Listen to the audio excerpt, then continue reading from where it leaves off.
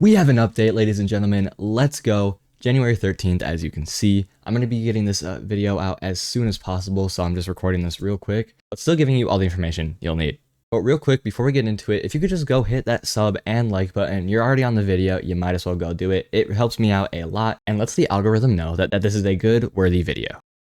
Well, let's get into this. I'm just going to let you know everything you need to know about this update, along with some in-game issues people are already having, even though this update just dropped at about 5 o'clock this morning. So first things first, they are releasing the Abyss cosmetic set, which is on your screen right now, as well as a free raider tool if you have played before today. This raider tool is called the Gilded Pickaxe, and it looks really cool. It's on your screen right now. Got a little bit of gold shininess going on with it. I will definitely be using this, especially because it is kind of an exclusive thing. You would have had to play it any time between the duration of launch and today. After today, people will not be able to get this. But now let's get into what they actually changed.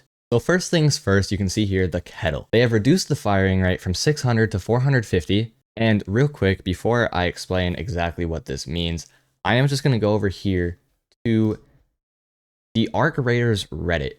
Now this is a clip of somebody who got absolutely obliterated by the kettle with its previous fire rate. So I'm just gonna play this out real quick.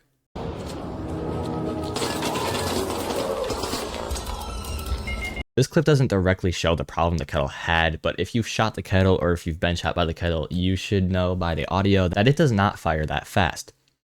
Also, real quick, this is on the Arc Raiders Reddit, posted by the guy you can see on your screen right now. I want to make sure I'm giving credit where credit is due. But now that you have that information, let's just real quick explain why this fire rate reduced by 150 is beneficial.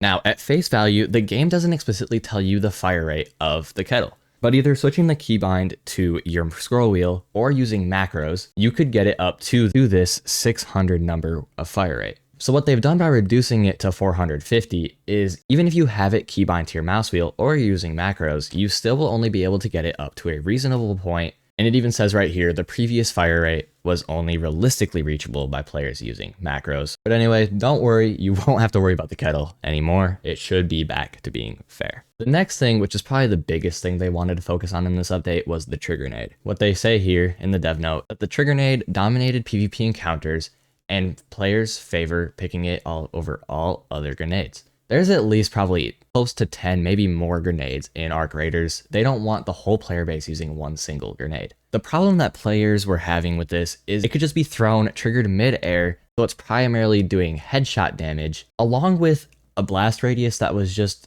way too big, so you didn't even have to be that accurate with it. So what they've done to fix this is make it so you can't easily trigger it in the air as much, as well as lowering the blast radius. And then right at the end here, it says the delay between triggering the grenade and detonating has been increased, specifically from 0.7 seconds to 1.5 seconds.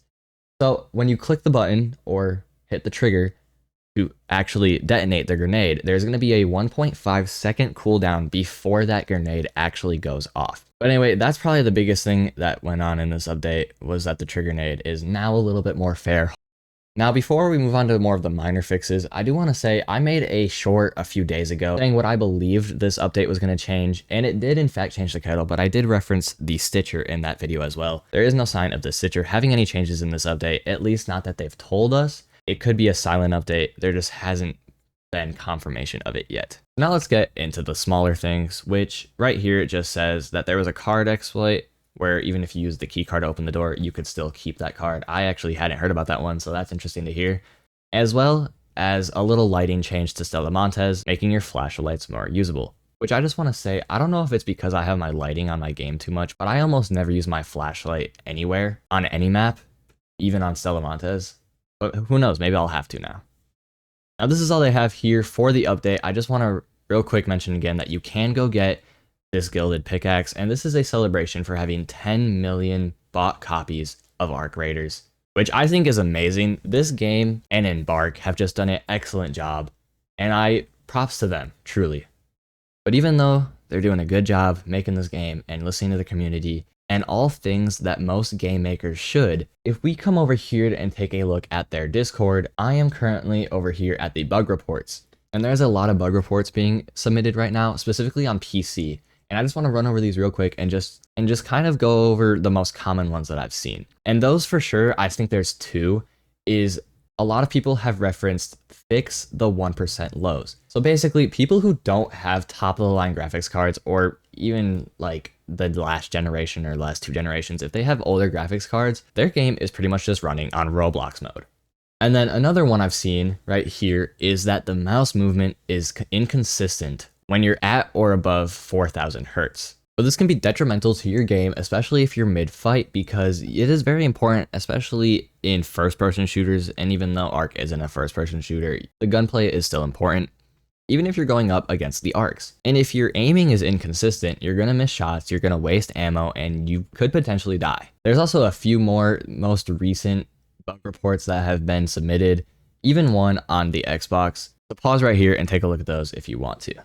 But anyway, that's going to be it for this Ark Raiders update. I believe I have gone through everything that I needed, and I'm just going to try to get this video out to you guys so you have the proper information as fast as possible before you hop into your next raid.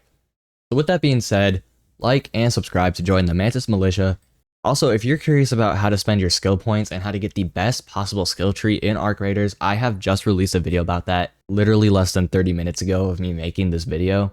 So go take a look at that, and I'll see you next time. Peace.